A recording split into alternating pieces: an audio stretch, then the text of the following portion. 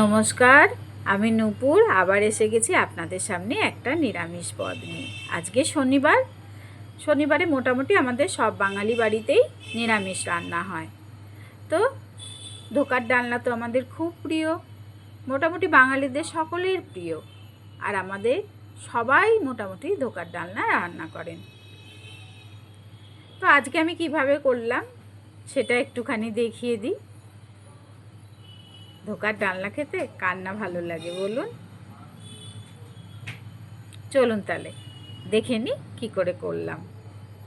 আমি আগের দিন রাত্রে ছোলার ডাল আর মুগের ডাল একসাথে ভিজিয়ে দিয়েছিলাম। ওটাকে ভালো করে পরিষ্কার করে ধুয়ে নিয়ে দেখুন এবার আজকে আমি মিক্সিং জারে পেস্ট করে নেব। এর মধ্যে দেব আমি পরিমাণ মতন একটু আদা আর 4-5টা কাঁচা লঙ্কা, আর দেব স্বাদ মতন নুন আর একটু মিষ্টি দিয়ে এটাকে আমি ভালো করে পেস্ট করে নেব।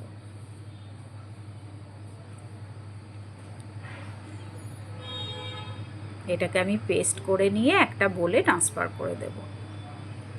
এটাকে কিন্তু বোলে নিয়ে খুব ভালো করে ফাটাতে হবে। আর দিলাম আমি 1/2 চামচ মতন হিং। হিঙের গন্ধ ধোকার ডালনায় খুব ভালো লাগে, তাই না? যে কোনো নিরামিষ রান্নাতেই ভালো লাগে। আর আমি দিয়ে দিলাম 1/2 চামচ মতন বেকিং পাউডার, নিয়ে ভালো করে ফাটিয়ে নিলাম। এবার আমি একটা টিফিন বক্স নিয়ে নেব।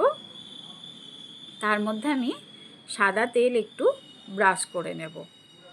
তার ওপর দিয়ে আমি মিশ্রণটি ঢেলে নেব। ওদিকে আমি সসপ্যানে জল বসিয়ে রেখেছি, তার উপরে স্ট্যান্ড দিয়ে রেখেছি। জলটা ফুটে উঠলে এই টিফিন বক্সটায় মিশ্রণটা রেডি করে আমি বসিয়ে দেব। দেখুন মিশ্রণটা রেডি করে নিয়েছি, একটুও যেন ভিতরে হাওয়া না থাকে। আর সুন্দর করে ওপর দিয়ে একটু কালো জিরে আমি ছিটিয়ে দিলাম। কালো জিরের গন্ধটা খুব ভালো লাগে। দেখুন স্ট্যান্ডের ওপর এবার আমি টিফিন বক্সটা বসিয়ে দেব। বসিয়ে দিয়ে এরপর আমি ঢেকে দিয়েছিলাম 15-20 মিনিটের জন্য। এখন খুলে দেখলাম, দেখুন এই ছুরিটা ঢোকাবো। হ্যাঁ, দেখুন আপনারা মোটামুটি হয়ে গেছে, কিন্তু একটু যেন ভেতরটা কেমন মনে হলো কাঁচা কাঁচা। আমি আবার একবার ঢেকে দিলাম। জলটা যেটা গরম ছিল তার মধ্যেই ওটা হয়ে গেছে। তারপরে আমি ওটাকে ঠান্ডা করে চারিদিক ছুরি দিয়ে একটুখানি কেটে এটাকে আমি একটা প্লেটের মধ্যে ঢেলে নিলাম। দেখুন কি সুন্দর আকার নিয়েছে। এবার আমি এটাকে বরফির মতন কেটে নেব। আপনারা চাইলে অন্যরকমভাবেও কাটতে পারেন। দেখুন আমি এরকমভাবে কেটে নিয়েছি।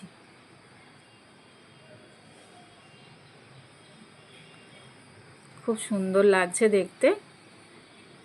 এবার আমি এগুলো ভেজে নেব।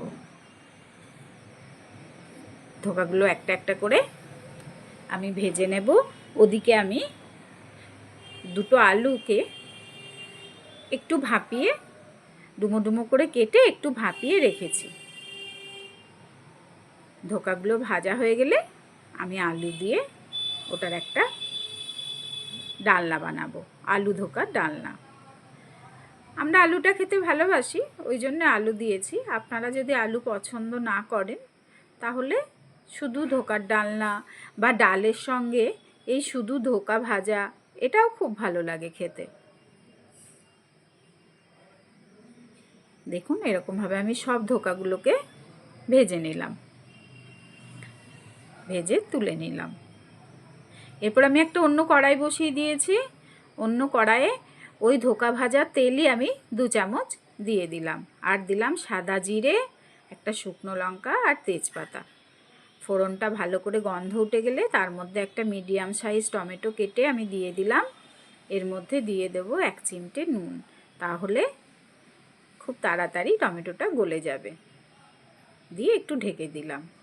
দেখুন টমেটোটা গলে গেছে। এর মধ্যে আমি প্রথমে হিং একটু দিতে ভুলে গেছিলাম, তাই এখন 1/2 চামচ মতন হিং আমি দিয়ে দিলাম। আর একটা বলে আমি প্রতিদিনের যে মশলাগুলো, জিরে গুঁড়ো, ধনে গুঁড়ো, লঙ্কা গুঁড়ো আর হলুদ গুঁড়ো, পরিমাণ মতন নুন, স্বাদ মতন মিষ্টি দিয়ে আমি এর মধ্যে দিয়ে দিলাম।